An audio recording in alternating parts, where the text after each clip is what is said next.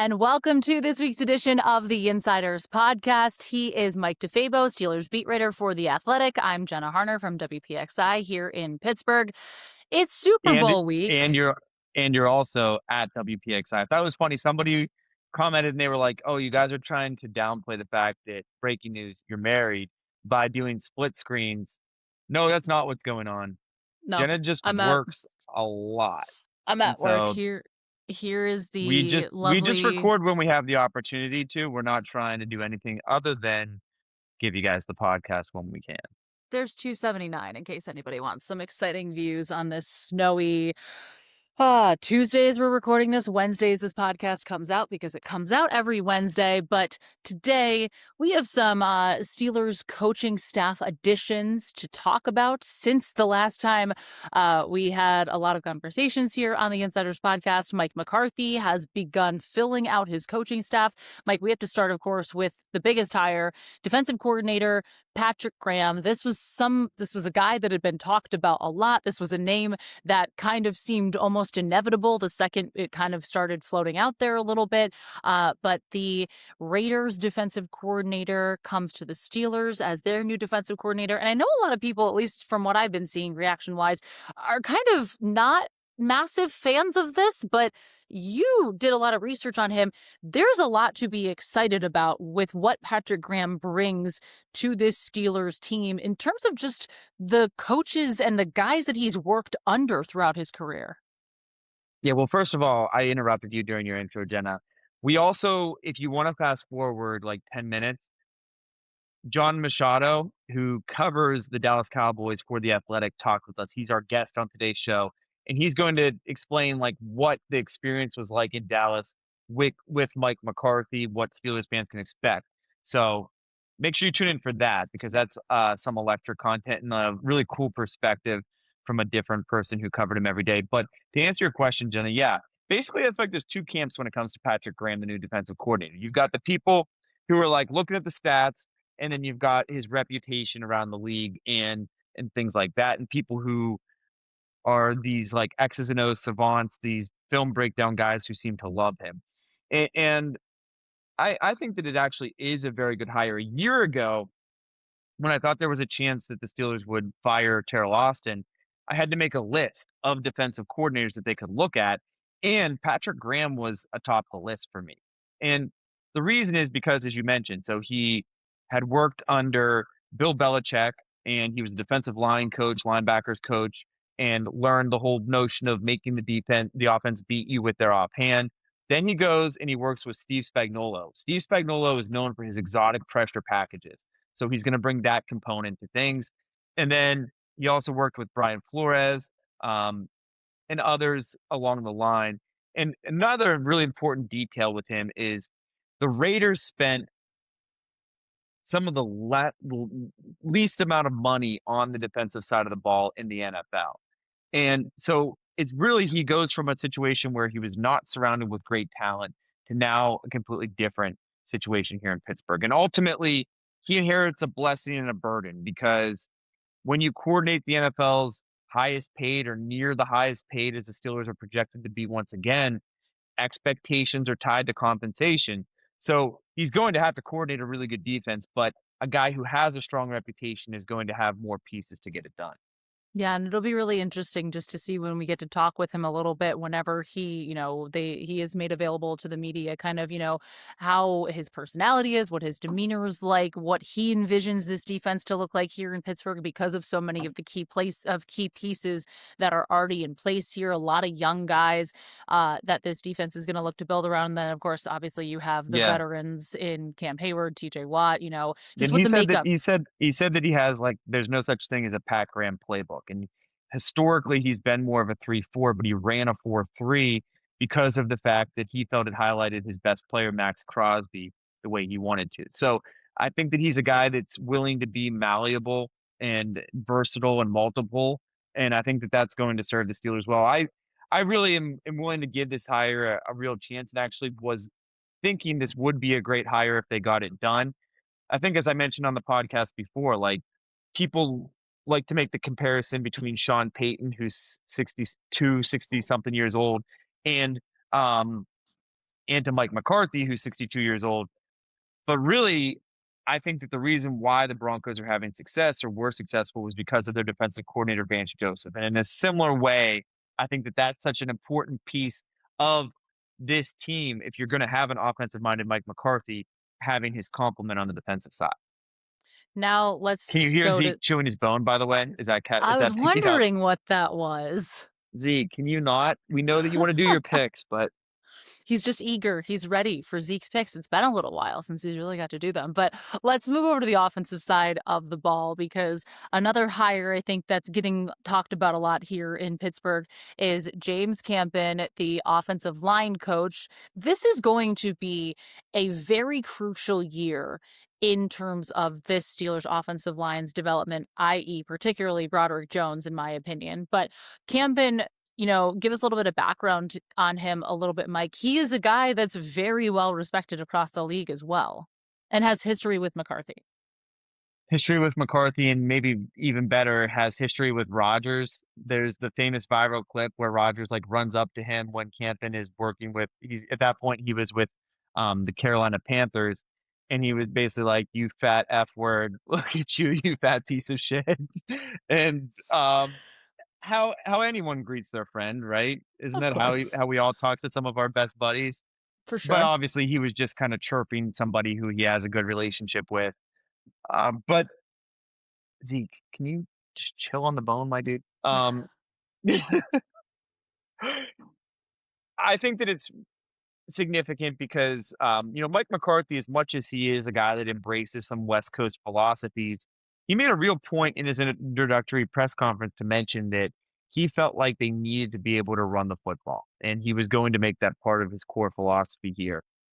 And I really felt like the offensive line and offensive line coach Pat Meyer underperformed relative to expectations recently for the Steelers. I mean, when you bring in Broderick Jones as a first round pick, Troy Falatano as a first round pick, and Zach Frazier as a second round pick, you are expecting that offensive line to turn over and become the strength of the football team.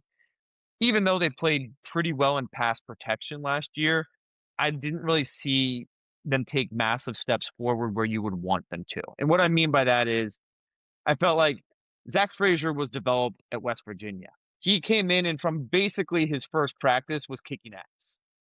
Troy Falatani was developed over years of starting experience at Washington. Yeah. When he was healthy, he played very well because you would expect him to.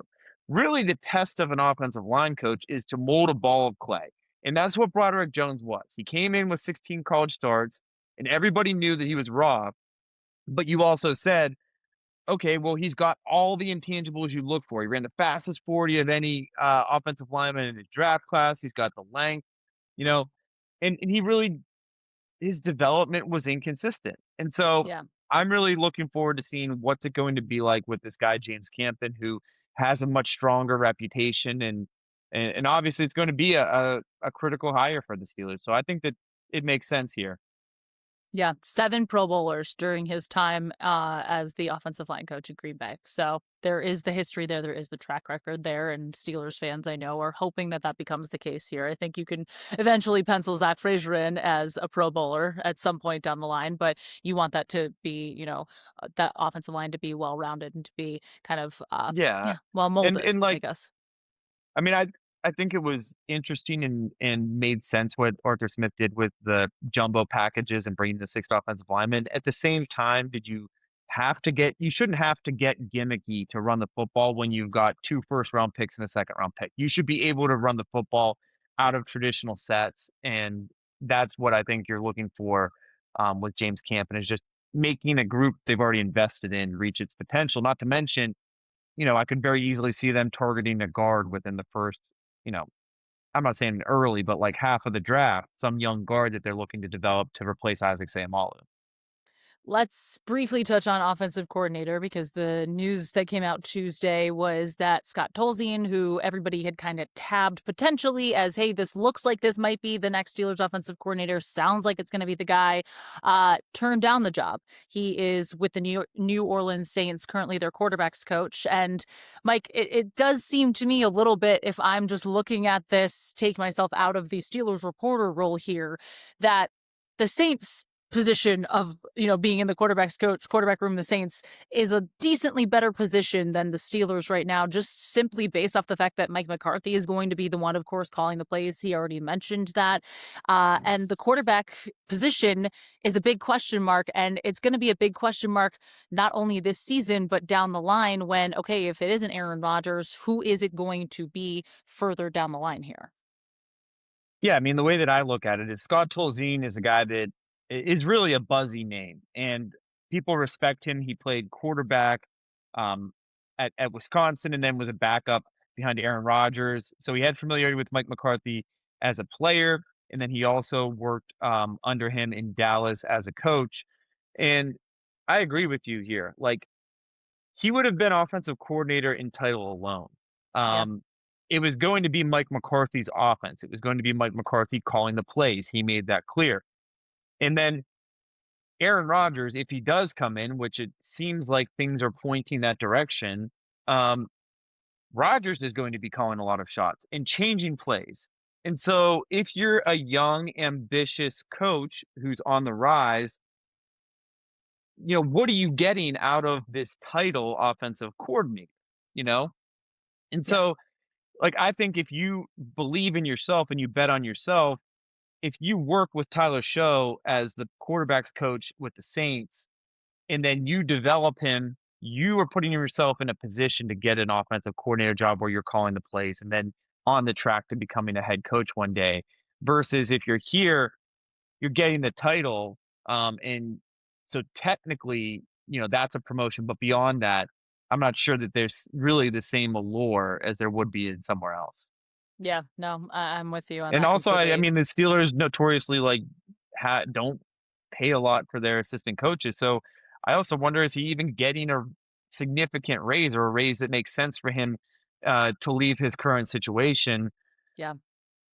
For all those reasons, like, I don't think anyone should be surprised or offended that he would be like, no thanks. Yeah, no, it did not come as a shock when those reports came out.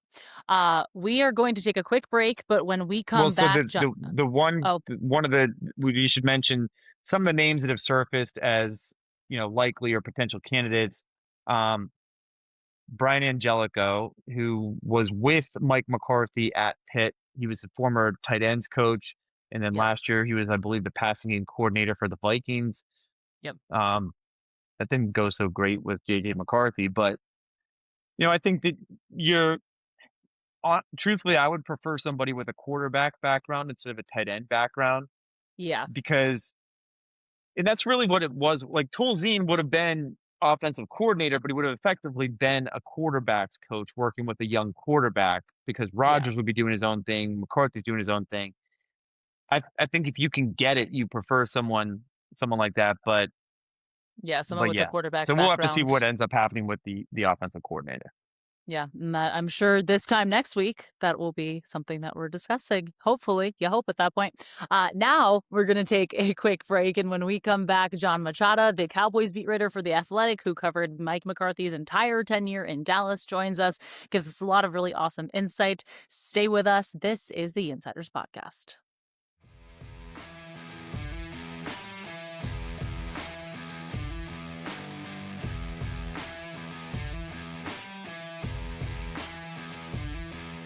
And welcome back to the Insiders Podcast. We are joined by Jon Machota, the Cowboys beat writer for The Athletic, who covered Mike McCarthy in his tenure, or I should say Mike McCarthy's entire tenure with the Dallas Cowboys. Jon, thanks so much for joining us. We're so thrilled and happy to have you here. And I guess I just kind of want to start a little bit big picture here, because what would a Dallas Cowboys fan say about the Mike McCarthy era? The Cowboys won 12 games in his middle three seasons with the team. Dak, of course, had some injuries to play through that. So, kind of like big picture, what would Cowboys have to say about the Mike McCarthy era in Dallas? I think they would say it was fine. It didn't get to an NFC championship game, didn't get to a Super Bowl. And so I think that part they would be disappointed about.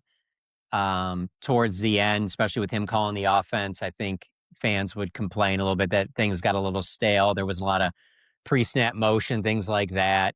And I think those would be some of the things that stood out most.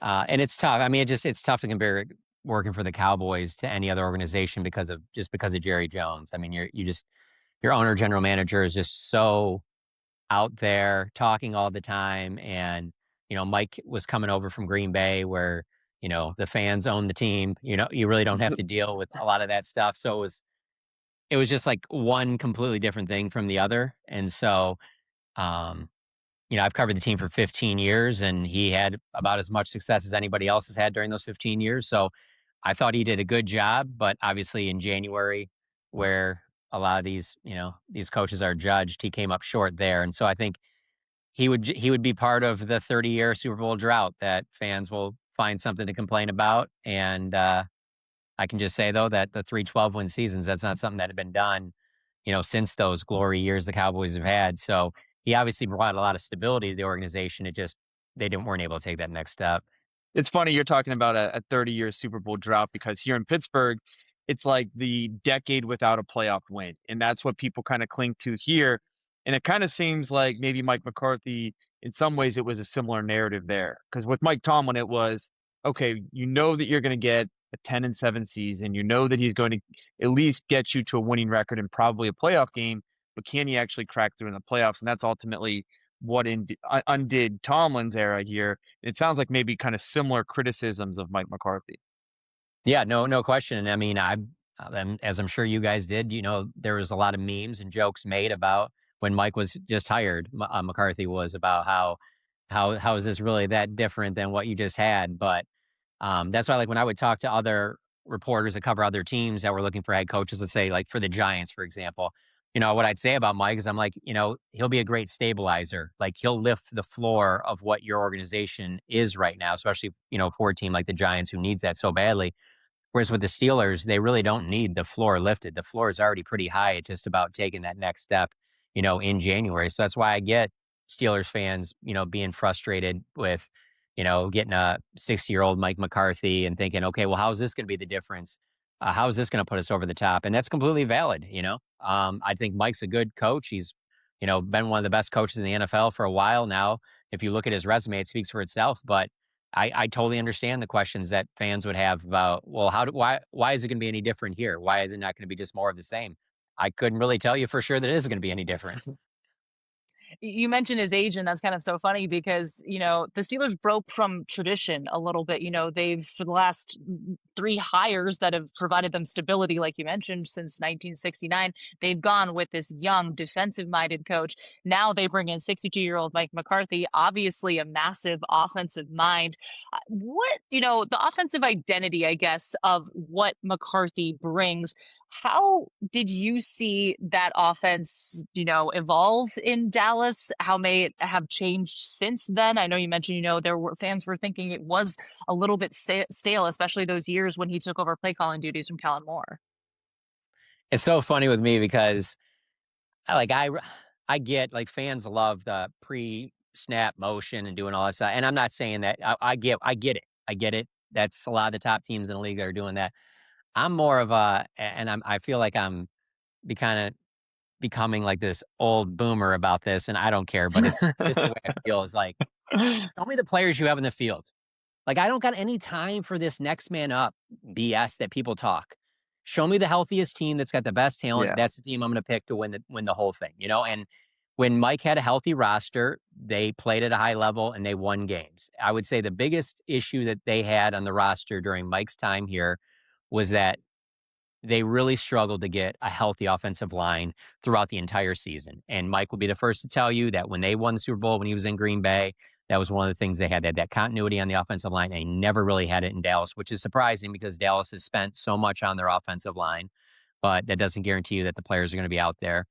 The other surprise for me, though, was that in Mike's time in Green Bay, they were able to find several outstanding Pro Bowl level offensive linemen in, like, third, fourth, fifth round. And that never happened in Dallas. And I always think of his time as like in Dallas where that he really needed that. He needed to have, like, a little bit more depth on that offensive line to make up for it because, I mean, I thought Dak played great under him. But I think Dak has kind of been Dak. When you give him a healthy offensive line, you give him a run game and some good weapons around him, he's going to be pretty good regardless of what offense you're calling. And so Yeah, there definitely were certain things that people were critical of, particularly in January, and it looked like the offense was getting a little stale. But I think the health is such a big one for me because there were times where it was like it looked like they were set up to win big, and then other things happened. I I look at Mike's time in those 5 years, and I think that they probably should have, in one of those years, made a deep run and maybe got to a Super Bowl. I do think there was enough talent there, especially seeing with like Micah Parsons and then obviously DeMarcus Lawrence is in the Super Bowl right now. There were pieces on defense, but the Cowboys for the better part of really the last 30 years have been offensive built first. That's where most of the money is spent. And then the defense is kind of like the secondary thing there. So it'll be interesting to see how all of that works out with Mike, going to Pittsburgh. The one other thing I was going to say about the hiring process in Pittsburgh, and this is just me on the outside looking in, I don't know this to be the case, and I could just be, who knows? I don't know what I'm talking about. But when I saw that they hired Mike McCarthy, one of the first things I thought about was that I, I bet the Steelers didn't love the young candidates that were out there, and they're probably Right. like, this will be stable. We can do this for a couple years. If it doesn't get any better, let's see what comes along. Let's see what new younger head coaches. Because I just find it hard to believe the way that they've built that organization. That if there was a young coach that they were in love with, that they wouldn't have gone in that direction. You're the Pittsburgh Steelers. You can get pretty much any coach that you want. And so when they went with Mike, one, I thought there's no doubt he blew them away in the interview process. He certainly did that with Jerry Jones and Stephen Jones here. And then obviously with him being a Pittsburgh guy and he loves Pittsburgh to his core, would talk about it all the time on and off the record with us. So I'm sure he blew them away behind the scenes, but I bet that they didn't fall in love with anybody else either to where they were like, no, this will be stable. This will be good. And if it's not, then in 2 or 3 years, then we go younger. Yeah, I mean, to your point, it seemed like Clint Kubiak was the top offensive name, and he was going to go to the Raiders where they have the first overall pick. They're going to get a quarterback. The Steelers don't have a quarterback. So if you're going offensive minded, what's really the appeal or the draw? And so you really had on two ends of the spectrum. You had a 62-year-old Mike McCarthy, and then on the flip side, you had like a 37-year-old Clay Kubiak who's never called the plays, or Nathan Shieldhouse was the other guy that they talked to, and he's like 35 years old, passing game coordinator. So it's kind of like two ends of the spectrum. Either you've got the young guy who's really unproven, or the guy who's 62 years old that you kind of know what you're going to get. I wanted to ask you about just this whole West Coast to Tex Coast evolution. Because first of all, if you're running an offense, you got to have a flashy name. And so he at least did the salesman part of it, of coming up with something kind of clever and pretty catchy. But beyond just the name, like how would you describe what is the Tex Coast offense, or what did it look like, and how did he incorporate some of what he had done in the past and then marry it with what Dak had done with Kellen Moore and with others along the way? Yeah, the big thing was I think the Texas coast, I think it was just still the West Coast. It just he wanted to tie it in, change the name. Because Yeah. obviously, I mean, like I kind of like the whole thing talking about show me what players are healthy. I'll tell you how a team's going to do. It's kind of the same thing with Dak and if you're the head coach of the Dallas Cowboys, like whether you think that he's a good quarterback or not, you got to have a brain in your head to realize, look at what he's getting paid. You're going to have to Yeah. make it work for him. And so I Yeah. always felt like Mike was trying to do that. The thing that he pushed more than maybe like say like a Kellen Moore or Jason Garrett before him was really the footwork, that marrying the footwork to the West Coast offense with the receivers and the timing and stuff like that.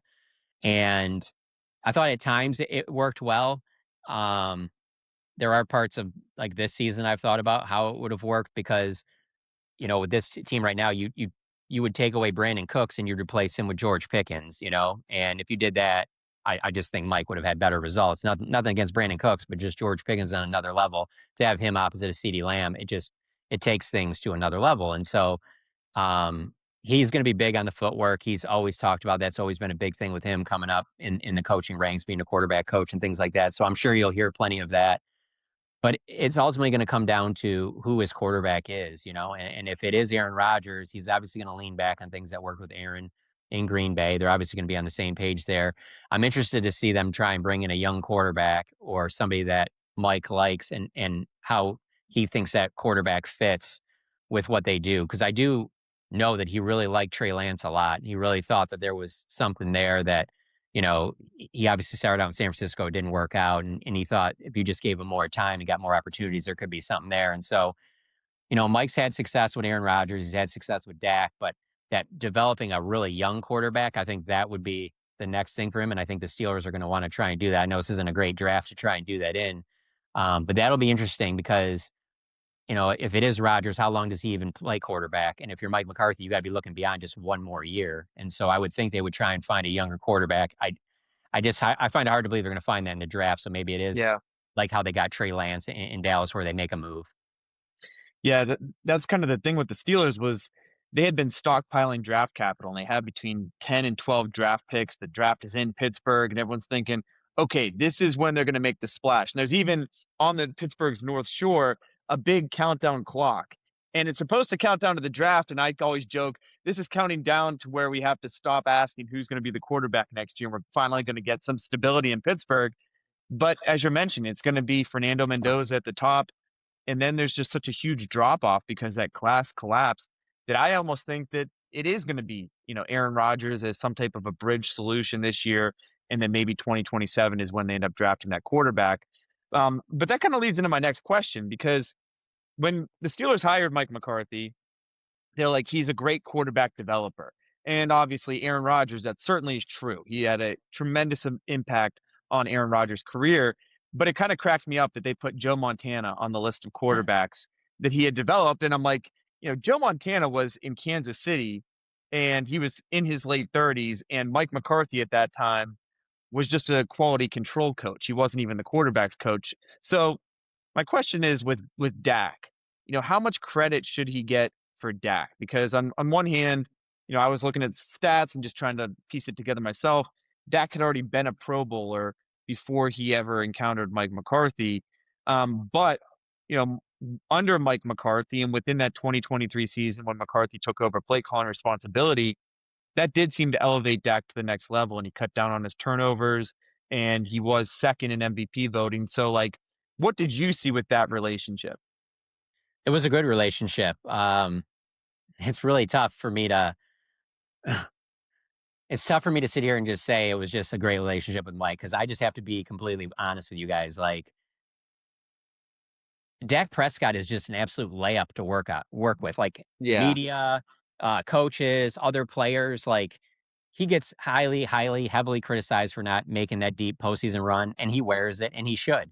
But like, it's it's not like working with Aaron Rodgers, where it's like, well, we got to be careful. Be careful what you say today. Aaron. He might not like it. You got to be careful. Aaron's sitting there saying on the sideline that infamous clip where he's just like, dumb effing call or whatever he said to Mike. Like, Right. never doing that stuff. Dak will never do that. And so I do think they got along great. It was a great relationship. I think Dak would have been fine if Mike was the coach for the rest of his career. I don't think they had any issues there. But Dak like Jason Garrett, Dak like Kellen Moore, Dak likes Brian Schottenheimer right now. It's hard for me to just bring it to like the relationship between Mike and Dak because just in my time, and I've covered Dak's whole entire NFL career, and now he's played 10 seasons, and it's come to the thing now for me where I'm just like, well, if you can't work with Dak, that's on you. Like, Yeah. not really. You should be able to, at this level. So, um, you know, maybe there's some throws in a playoff game against San Francisco or something. Maybe Mike could say he was frustrated about, and he never did. But I'm just trying to think of any spot where he would complain about Dak or even say that it was tough coaching him. And I can't even think of a time that ever happened from that 2020 pandemic season when Mike took over all the way till the end. I mean, really with Dak, if you want a successful Dak Prescott season, show me a season where he plays, 16, 17 games, and he stays healthy. But that's been kind of hit or miss. But in terms of Mike, if Dak was on here with you guys right now, I just can't see him saying anything that would even come close to a negative. They had a great relationship. Mike was real big on having these Thursday meetings where, he would meet with Dak and they would talk a lot about, football and X's and O's, but it would be big on just talking about life. And and Mike would always say that was something he always did with Aaron, and he wanted to carry that over. And so I imagine he'll do the same thing in Pittsburgh with whoever the quarterback is, and where it is more than just about football and help and develop that relationship. That's why, I mean, Mike's going to be good for whatever quarterback they have. Yeah, and Will Howard's kind of interesting. I mean, he gets a lot of buzz in Pittsburgh. I call it backup quarterback syndrome, where like the less a quarterback plays, the better people think that he is. It's the truth. And he is a 6th-round pick that, a lot of other teams had many opportunities at him, but he did win a national championship. And um, Mike McCarthy, in his Pittsburgh accent, when he says Will Howard, it Yeah. sounds especially good. So that'll be really the test. Can you work with a guy like Will? Can you work with that next quarterback, whoever that might be, someone that they acquire, Malik Willis, or whoever it might be, or what really looks like the answer is going to be the 2027 rookie class in that draft class. I mean, I know Steelers fans don't want to hear it, but one of the best things that could probably happen is just an awful season to where you have a bunch of high draft picks. I mean, from Mike's tenure, like that 2020 pandemic season, one of the best things that happened is it was just a disaster. They made some changes and they got a high pick. And with that high pick, they took Micah Parsons and then everything took off after that. And so because of that, I know that Steelers fans don't want to suffer through that, but there is a part of me that thinks it might be a good thing. At what point too, it's funny to think about, the suffering now has been, okay, it's just another mediocre season, another 500, just one game above, one game below. This might, do Steelers fans some good. Who knows if, we even get to that point potentially. You mentioned those meetings that he had with Dak, and it was really interesting because doing some research ahead of time before his press conference when he was officially introduced, there was an interview he did at a station in Dallas a couple of years ago where he talked about, family and football, and that's such a big thing for him. How did you see his relationships with the players, with the guys on the team? How did you see those develop? How did you see those grow? What type of coach in that sense was McCarthy for these guys? Yeah. So for me, the thing that stood out most about Mike is that, with Jason Garrett was I'm going to warm up on the field with Dak. I'm a former, NFL quarterback. Like Jason Garrett, still worked out all the time. You felt like there were times where he wanted to still be a player. And then so I go from that to then Mike, and Mike's not like that at all. And I bring that up just to say that like Mike really let the players kind of, you know, he didn't want to overcoach or be like in on everything. Like I'm always going to be in the locker room type guy, and I'm going to be like, over managing the situation. Like you could tell like he really wanted his assistant coaches to feel like they had a say in things. He wanted the locker room. He wanted a strong culture and things like that. And I always did think that was funny. When they moved to Brian Schottenheimer, culture is a big thing that Brian's pushed, and I just never got the sense that it was ever a bad culture under Mike. I mean, I guess it can always be better, but I always felt like the players were pretty bought in. And I, the thing about Mike that stood out to me was that he didn't try and act like he's got to have his hand on every little thing. And I think especially, having some veteran guys like a Dak Prescott, DeMarcus Lawrence, guys like that, he knew he had guys, Zach Martin, that could kind of police things, and he didn't have to go down there all the time in the locker room and try and micromanage things. And so he kind of let guys do their own thing. And I think you have to do that to a certain level because of these guys being professionals, that you can't sit there and be involved on every little thing that they're doing and act like you're going to babysit them. Like, he treated them like, you're professionals. Like, and I think a lot of that is because Mike is a pros coach. He is an NFL coach. He's used to being around other pros. And so he's not going to sit there and really try and babysit you and do things like that. He's going to let you do your job. And to be honest, if you don't do your job, well, then you're not going to be in this league very long.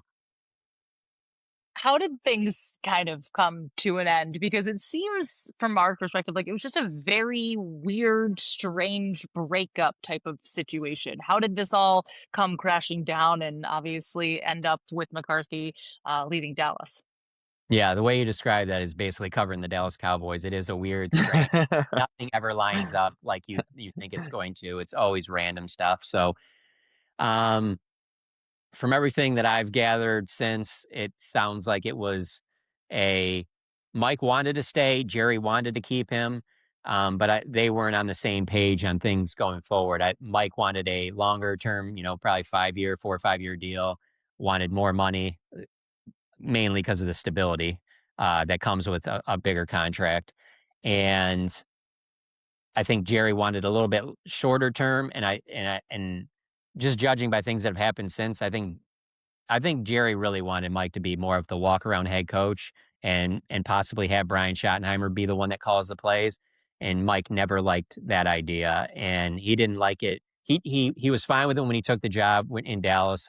Kellen Moore was the OC. Jerry wanted him to remain the OC. And Mike was fine with that because Mike wanted the job. So he's going to do that. And they had some success. But as the years went on, Mike would say that that's one of his biggest regrets in coaching with the Cowboys is that he didn't just take over offensive play calling from day one.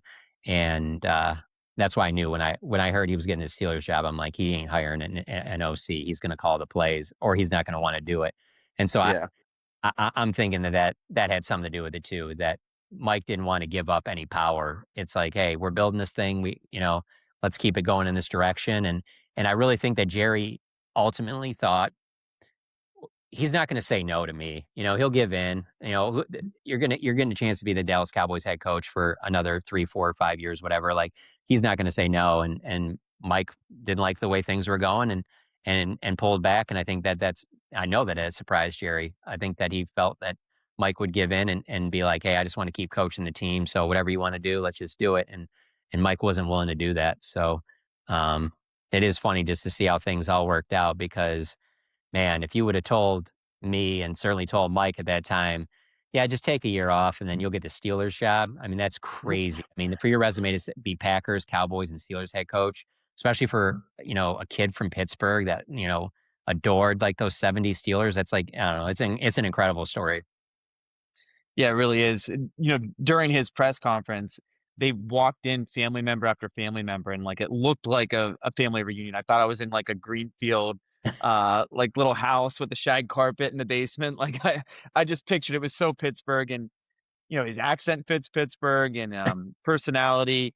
And I think that he is going to get that opportunity. He already mentioned he's going to be the one calling the plays. And I think that's really what attracted the Steelers to him was that this was going to be somebody that was going to call the plays and revitalize what's been a pretty stagnant offense. And also, more than anything, help get them out of this current cycle that they're in of just veteran band-aids at the most important position.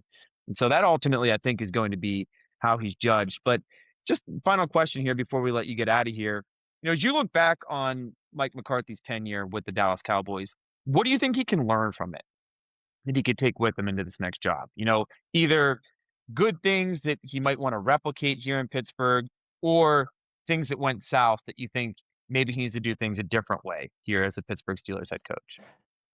Yeah, I mean, for me, it's tough to say anything other than the Jerry Jones factor. And Yeah. he doesn't have that in Pittsburgh. It's not that I don't think that I don't think that there was any like dislike for Jerry. Like if they cross paths today, wherever they're at the same place getting dinner, I think they would be great. I don't think there's, but the constant like looking over your shoulder feel of like, and then you say one thing to reporters and then like, I'll give you a great example. I know Mike did not love the idea of, and I don't know why any coach would, but the whole idea of like the game's over, you're in your post-game press conference, and a bunch of us are talking to Jerry outside the locker room. We're not even at the head coach's press conference because you're just like, I mean, and I've been asked about this, and they're like, "Do you ever feel guilty for that?" And I'm just like, "Not really, because my job isn't to be friends. My job is to get the best story, and a head coach is not going to give you every little detail." Whereas like Jerry Jones wants to give you that stuff. He wants you to know that he knows what's going on, whether it's injury updates or why this play didn't work out, like all these things that you're just like, I would be a fool not to go to this. But from Mike's perspective, that's like, in a way you're undermining the head coach. The head coach should be the one talking about this stuff and doing all that. So I say that because I'm just like, that's just such a big part of why I think that Mike wasn't probably the perfect fit in Dallas, because I just don't think it fit with his style, the way he is, with the way that Jerry is, where if you take Jerry out of it and let's say Stephen Jones is the owner of the team, I think things probably go a little bit smoother. I think Mike McCarthy is still the head coach of the Dallas Cowboys right now. There's just a lot of things that are different because of Jerry Jones that I just don't see Mike dealing with in Pittsburgh. And so I think being in Pittsburgh, I think he'll draw on a lot more things that worked in Green Bay.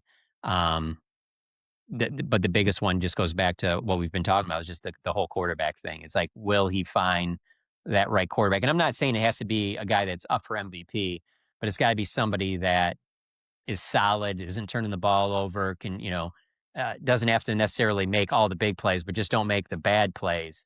And I think he has a good chance of finding that. I mean, he obviously has, an eye for it. That's his area of expertise. And the Steelers are, they have been for a long time one of the best organizations in all of sports. And so it just, the Steelers the way they do business is just so different than the Cowboys, which clearly wasn't the case in the 70s. It looked like there was probably a lot more similarities and differences, Yeah. but Jerry Jones changed that. And so it's hard for me to say that he's going to take a ton from the Cowboys experience, other than the fact that like he won't have to deal with an owner, general manager that's talking all the time and potentially undermining something that he's trying to do or get across. Yeah, I can't think of a more different situation than what he's walking to in Pittsburgh. Art Rooney, who's the owner and team president, he talks like once to twice a year to a small group of reporters with no cameras in the room. And so he talks after the year and then at owners meetings. And then in terms of decision making and power, like Mike McCarthy might have more power in terms of roster construction than almost any other head coach within the Pittsburgh Steelers organization, just because of the way they structure it, where they believe that the head coach is the one that is going to be coaching the players, so he should have a significant say in who they acquire. So I just feel like it's going to be night and day different in terms of working with Jerry Jones, who's owner, press conference caller, and also GM versus, the Pittsburgh Steelers, where it's going to be a very hands-off approach. Well, and the thing is with the Steelers, and much like the Packers, you can really you can be the head coach and have a really like hard nosed like message and like be very aggressive and detail oriented because that is married up with the way the organizations are. You cannot do that in Dallas. It's, Mhm. all it takes is you to try and you just say that stuff for a little bit, and then here's Jerry on the radio making a joke about it or doing something else. Like they're just, it's hard for me to even picture a Cowboys hard nosed team with Jerry Jones being the owner and general manager, just because like there's just too much of a circus that comes with it that he wants. It's not by accident. He wants it to be there. So it's like, even if things are going really well, you're winning games and everything like that, there still is just a random Tuesday morning where he could derail the whole thing by just making a couple comments about something about how like, yeah, I didn't really like how Mike called this, but he's the coach. He can do what that's his call or whatever. And it's like, well, you're undermining the head coach by saying that, and of course you do that. Like, I'm going to write about that because it's wild, because that doesn't happen in pro sports. And so, um, yeah, I'm fascinated to see how Mike's going to be in Pittsburgh, because I don't think it's going to be the same Mike that was in Dallas, just because in Dallas, and there's just more stuff that you have to do. There's just more like, I don't know, like shaking hands and, kissing babies stuff that you really won't have to do in a lot of other organizations, like they always talk about the tours that come through the facility and just how many people are around all the time. They have this Cowboys club where like people can sit there. I mean, obviously it's expensive to be part of the club, but they can be at the practice facility and they can sit on the balcony and they can watch all of practice. There's a hotel that's not far away that you can see the practice fields, and coaches like Mike McCarthy don't love that when you're preparing for a playoff game and you don't know who's watching these practices and what you're doing and things like that. Whereas Pittsburgh and Green Bay, you don't have to worry about all those distractions and things like that. And so I think the Mike that we're going to see in Pittsburgh, is more similar to the Mike we saw in Green Bay. There may not be the kissing of the babies, but there may be signing babies wearing Steelers onesies at training camp when they do the Friday Night Lights practice in Latrobe, because we saw some of that a couple of years ago. So that's gonna, I think TJ Watt did it. So no doubt that Steelers fans are gonna be clamoring for that Mike McCarthy signature on the terrible towel onesie on their 6-month-old. Jon, thank you so much for your time. We appreciate your insight. Please let our viewers and listeners know where they can find you and where they can follow you and read all of your fantastic work. Yeah, obviously on the Athletic, and then I'm on Twitter at Jon Machota. So it's at JonMachota. I guess it's called X now. That's right. I post everything on there. But yeah, I appreciate you guys having me on. This was fun. This was a Yeah, great time. absolutely. Thank you. Thank you. Thank you. When we come back, a special Super Bowl edition of Zeke's Picks. Don't go anywhere. This is the Yinziders Podcast.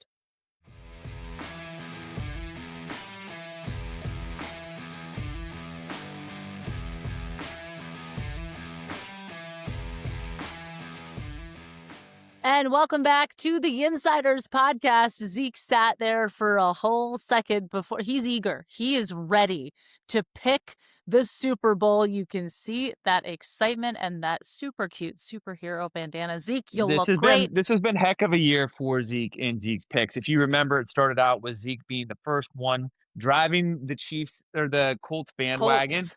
He was driving, and then he hopped off at the appropriate time, though. He did. And now we've been leading up to this moment. We have a lobster for New England. For the New England Patriots. And we didn't have anything else. So this is just Ninja Turtles, but it's green for the Seattle Seahawks. If any, Okay, Zeke, drop it. If Chewy or any dog toy companies want to send Zeke a Seattle Seahawk, then we could do this properly. We did have a cheesesteak just in case. That's Mr. Meatloaf, as my niece calls it. But cheesesteak from Philly. All right. Okay. Are we doing? Is this just outright winner, or is this against the spread here? This is against the spread. All right. What's the current line? Oh my goodness. Look it up. Zeke already knows. Zeke already knows. We do not know. Drum roll, please. Seattle's a 4.5-point favorite. I'm triple checking. Okay, Zeke.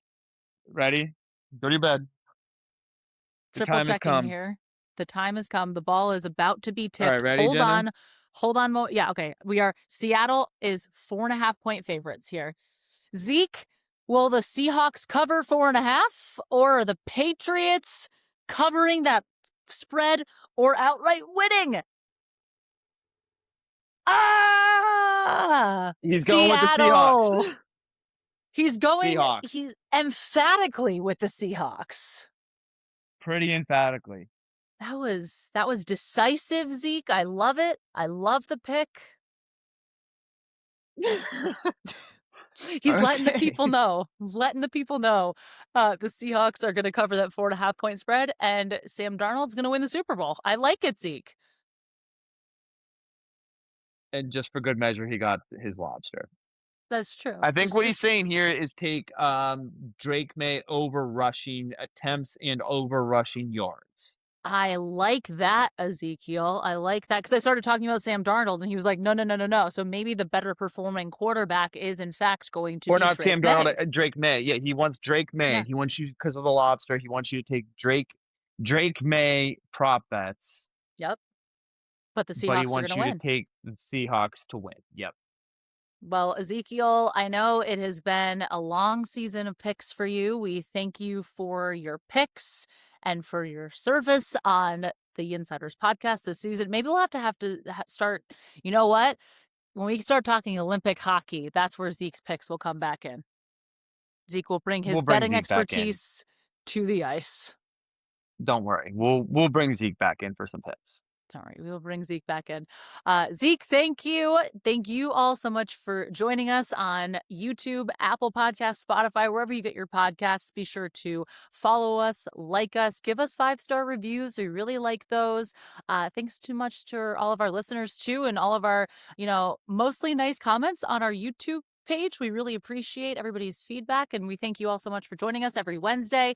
He is Mike DeFabo at Mike DeFabo on Twitter. I am at Jenna Harner 11 on Twitter, and we'll see you next week.